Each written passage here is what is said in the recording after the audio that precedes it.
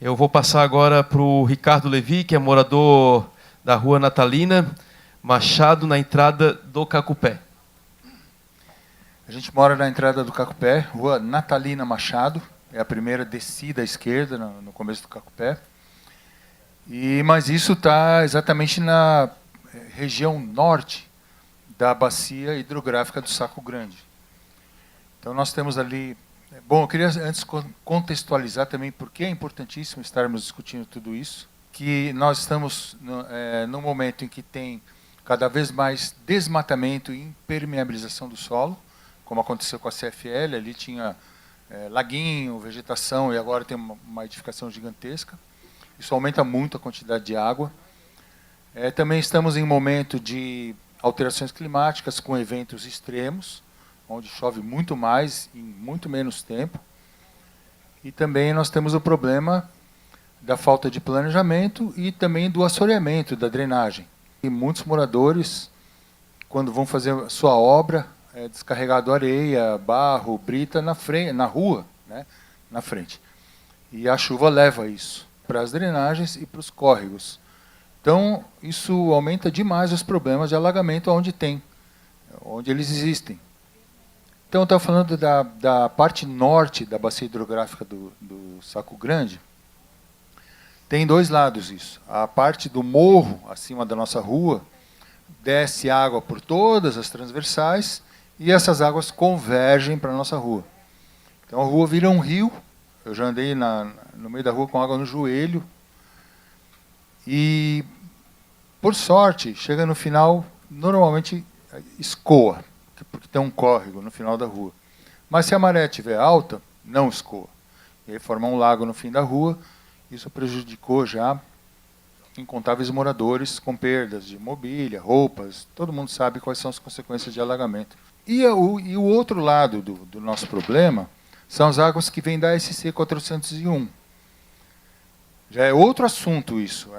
É um córrego que já foi um rio, chamado Rio Jacatirão, que tinha outros caminhos originalmente, passava por outros lugares, de maneira sinuosa, e também com meandros, vários mananciais que a água escorria na direção do mangue e depois para o mar. Mas as intervenções humanas foram alterando isso, né? E hoje a gente tem, nessa região, uma canalização de 500 metros entre a nossa rua e a rua de baixo, que é a Servidão Estrela. Esses 500 metros são subdimensionados. É um absurdo que eles colocaram só 3 canos, quando, na verdade, em 1996, o DR calculou 2 tubulões de 2 metros sob a SC 401, quando foi a duplicação. Então, eles tinham que ter mantido esse padrão e os 2 metros nessa canalização, mas eles não quiseram. Então, colocaram só 3 canos de 1 metro, que já foi bem errado. E, obviamente, como eu falei antes, está tudo assoreado, porque vem sujeira, vem terra, vem barro, etc. Tem caixas de inspeção, mas não tem caixa de areia embaixo. Então, é uma complicação. Para mim, foi maravilhoso ouvir do representante do Estado, a CI está consciente, nós tivemos reuniões, encaminhamos material, documentos, de que realmente é necessário que, se for ser feita a drenagem para resolver o problema do alagamento do lado de lá da estrada, essa água passando para o nosso lado, ela tem que ser conduzida até o mar. Quer dizer, isso é básico. Então, só acrescento que existe sim um projeto, né, que eu posso disponibilizar cópia, que foi feito em 96, 97 pelo antigo DR, que chama-se Vala Projetada.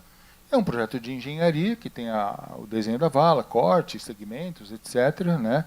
Então já houve esse projeto. E a informação que eu tenho da CI é que os terrenos já estão desapropriados para essa vala passar, e agora tem que ser licitada essa obra. Então isso é muito bom, é muito bom. Surgiu um novo fator, que é um problema que nós temos que administrar, que é o assentamento da canalização de esgoto, que vai atravessar o córrego de baixo. O esgoto vai passar, a canalização vai passar por baixo do córrego. Então nós temos que intervir com a empresa que está assentando esses canos para que seja colocado baixo, porque senão nós não vamos poder dragar em cima para caber esse fluxo todo que vai vir da estrada. E com relação, então, a essa canalização, a nossa demanda, mediante a prefeitura, é que seja feito o desassoreamento. Um técnico da Defesa Civil me disse que é possível isso, me disse que é feito por segmento, e eu já me antecipei, porque essa canalização passa embaixo de um loteamento que é o Aracuãs, que foi embargado, então está parado, ainda está, não houve construções, só as ruas, né, e postes. Então, acredito que seja mais fácil, já estou com o telefone desse engenheiro, e também depois vem o loteamento Casablanca. Então, já consegui o telefone da síndica do Casablanca. Então, o que é necessário agora, não sei se está aqui representante da prefeitura, mas o que nós temos que fazer é a reunião com a síndica e o engenheiro para fazer a estratégia de como que vai ser desentupido isso, desassoreado isso. São 500 metros que estão entupidos. E aí o que acontece? Como a água não passa, ela se acumula na região entre a Rua Natalina Machado e a SC 401, que são paralelas. E nessa região é espantoso a quantidade de aterros que surgiram. Tem o aterro de todo o material que a empresa do esgoto, Itajuí. A Itajuí, quando ela vai colocar canos, ela cava, põe o cano, então sobra terra, né? O espaço do cano é um volume de terra. Então, eles têm um aterro colossal. Eu fui caminhar por ali, né? Eu andei em cima desse aterro, ele é gigantesco, ele é imenso. Ele se estende desde a SC na direção da nossa rua. Já é uma barragem da água.